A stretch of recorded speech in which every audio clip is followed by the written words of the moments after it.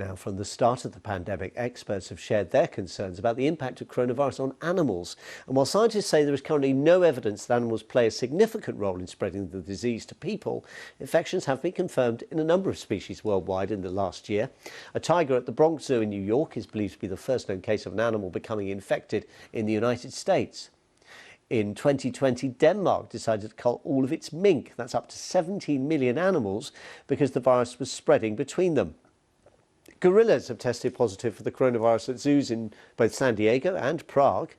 And in the last few days, 8 Asiatic lions in India have tested positive with symptoms including a dry cough and loss of appetite. Scientists are developing vaccines specifically for animals. Russia announced it had registered the first jab at the end of March. Well, Kevin Tyler is an immunology expert from the University of East Anglia in the UK. And earlier he spoke to me about the link to animals.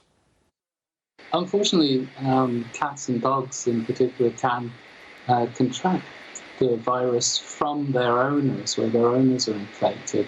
But they're effectively dead-end hosts at that point. So there's very little onward transmission, either from cat to cat or from cat back to humans. In general, they don't get very sick with the virus.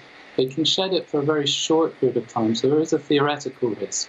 But in practice, we've never seen any infections coming back into the human population from companion animals. So that would be a case then perhaps for not worrying about inoculating pets, however much people might love their pets. But presumably there are other issues. We talked there about some animal species that have been infected, particularly in zoo environments, but even some in the wild as well, potentially, at least where they've come into contact with humans. But what about, for example, livestock, which are a huge, significant part? We worry a lot about infectious diseases in animal livestock. We slaughter whole flocks and herds of cattle or sheep when there is an infection, something like foot and mouth, for example. What about COVID?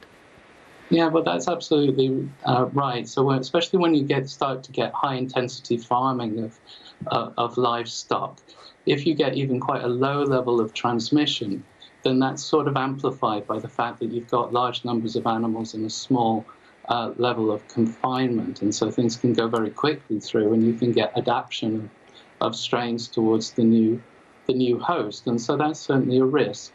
With COVID-19, we haven't really seen any examples of livestock farm animals displaying symptoms from the disease. I guess there probably is a theoretical risk that it might take off in pigs at some stage, but that hasn't been seen. What we have seen, though, is fur farms, where we see quite a lot of COVID transmission can take place in fur farms. Now, the main fur farmed animal is mink.